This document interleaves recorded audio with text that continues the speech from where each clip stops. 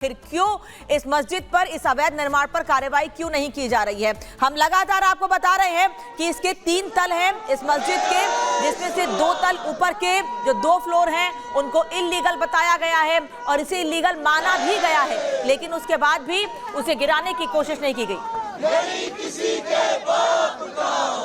आपको तस्वीरें दिखा रही है शिमला, जहां पर हमेशा शांति रहती थी, लेकिन आज अशांति होते हुए नजर आ रही है, क्योंकि यहाँ पर लोगों की मानना है कि हिंदुओं से धोखा नहीं चलेगा। जिनके नेतृत्व में प्रदर्शन किया जा रहा है उनसे बात करते हैं।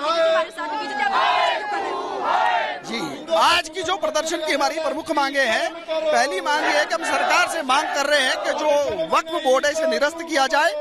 दूसरी मांग ये है कि जो ये लव जिहाद और लैंड जिहाद के मामले पूरे देश में आ रहे हैं, इसके बारे में कुछ किया जाए। तीसरा विषय आज का जो है वो ये है कि संजौली मस्जिद समेत हिमाचल प्रदेश की तमाम मस्जिदें जितनी भी है जिनमें प्रश्न चिन्ह लगाए विवादित है, जब तक कोई कार्रवाई नहीं होती कम से कम उन्हें तुरंत सील किया जाए, ये हम ज्ञापन दे रहे हैं। और हम प्रदेश सरकार को बार बार सचेत कर रहे हैं, आज का सांकेतिक धरना है। 5 तारीख को इस पूरे मामले को लेकर कोर्ट में सुनवाई होने वाली है। आपके हित में फैसला नहीं आता तो क्या करेंगे? देखिए, ये तारीख दर तारीख सनातन समाज को ठगा जा रहा है। हम दावे के साथ कह सकते हैं, जिम्मेवारी के साथ कह सकते हैं कि प्रशासन और सरकार इसके लिए संवेदनशील नहीं है। मैं सरकार की ये बात समझ में नहीं आ रही है कि इस मामले को इग्नोर कर रही है, इग्नाइट कर रही है, ये चीज हमें समझ में नहीं आ रही है। और बार बार सरकार की गंभीरता इस बात से झलकती है कि पुलिस के एक आला अधिकारी ने कल बयान दिया कि 1 जनवरी की डेट के बने किसी मुस्लिम धर्म के लोगों के आधार कार्ड का कोई मामला हमारे संज्ञान में नहीं आया है। यहाँ के एक व्यापार मंडल ने इस तरह के आधार कार्ड इकट्ठे करके वहाँ पुलिस को सौंपे हैं। महामहिम राज्यपाल जी ने इस बात का संज्ञान लिया है। पुलिस के अधिकारी इस वक्त इस्लामिक एजेंट और सरकार के एजेंट के तौर पे काम कर रहे हैं। हम यहाँ आरोप लगाते हैं। देखिए, आरोप बड़ा लगा रहे हैं कि इस वक्त हमारे खिलाफ यहाँ पर साजिश रची जा रही है और हिंदू को परेशान किया जा रहा है। तस्वीरें आपको दिखाएंगे संतोष और कुछ महिलाएं भी, उनसे भी हम बात करेंगे जो कि जमकर नारेबाजी कर रही है। हाँ जी, ये इसलिए किया जा रहा है कि जो अवैध मस्जिद बनी है उसको तोड़ा जाए, कि सरकार जो धोखा दे रही है, झूठ बोल रही है। 45 पेशियां लग चुकी हैं, अभी तक फैसला नहीं आया।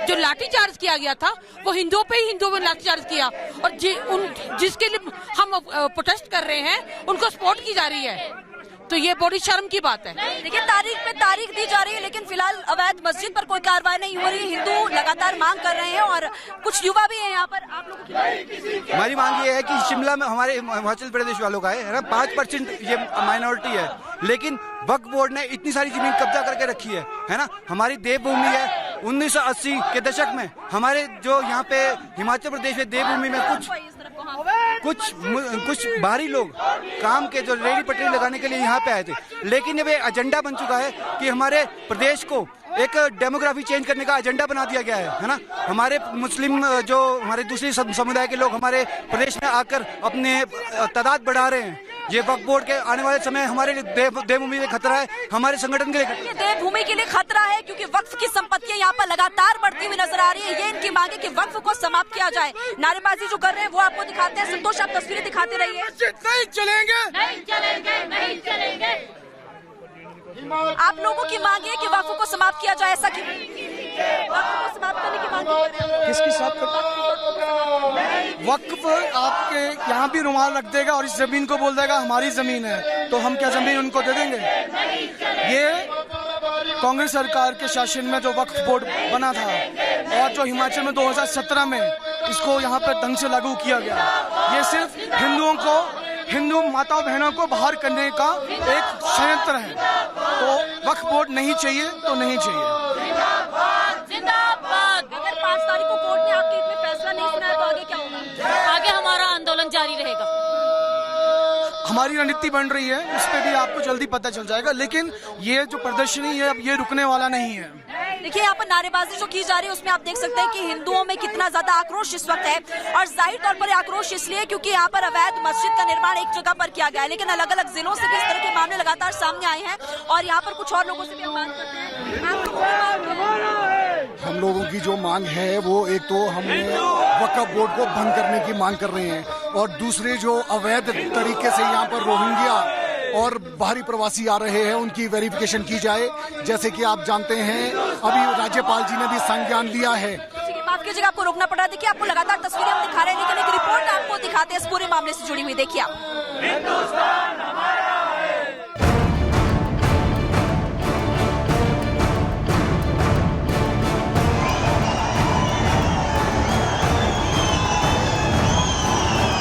शिमला की अवैध मस्जिद पर संग्राम जारी। पूरे हिमाचल में हिंदू संगठनों का प्रदर्शन।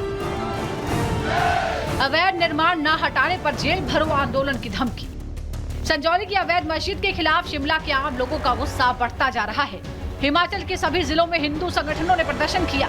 इनकी मांग है कि अवैध निर्माण के खिलाफ शिमला नगर निगम जल्द से जल्द फैसला सुनाकर इसे ध्वस्त करने की कार्रवाई करे। इस आंदोलन का नेतृत्व देवभूमि संघर्ष समिति कर रही है। समिति के नेताओं का आरोप है कि कांग्रेस सरकार लोगों का ध्यान इस मामले से हटाने के लिए लगातार नए विवाद खड़े कर रही है, लेकिन हिमाचल के लोग इस मामले से पीछे हटने को तैयार नहीं है। इससे पहले शुक्रवार को शिमला में वामपंथी संगठनों ने सद्भावना मार्च का आयोजन किया।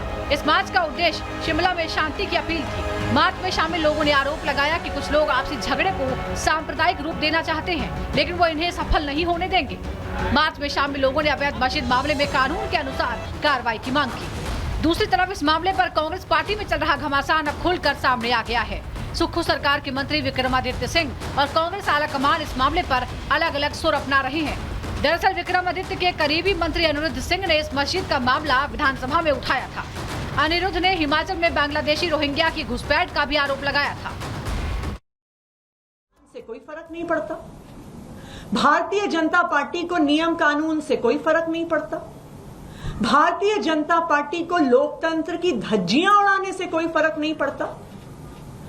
और लोकतंत्र, संविधान और कानून की धज्जियां उड़ाते हुए एलजी साहब के पास पावर ना होते हुए एक आईएएस अफसर जो कमिश्नर है उसके पास मीटिंग बुलाने की पावर ना होते हुए एलजी साहब आदेश देते हैं, कमिश्नर वो आदेश मानते हैं, बिना पावर हुए, बिना किसी कानून, बिना किसी संविधान में कमिश्नर की पावर हुए वो कॉरपोरेशन की मीटिंग बुलाते हैं, चुनाव करवाते हैं और एक चुने हुए मेयर या डेप्यूटी मेयर की जगह एक आईएएस अधिकारी, एक एडिशनल कमिश्नर को प्रिजाइडिंग ऑफिसर बना देते हैं।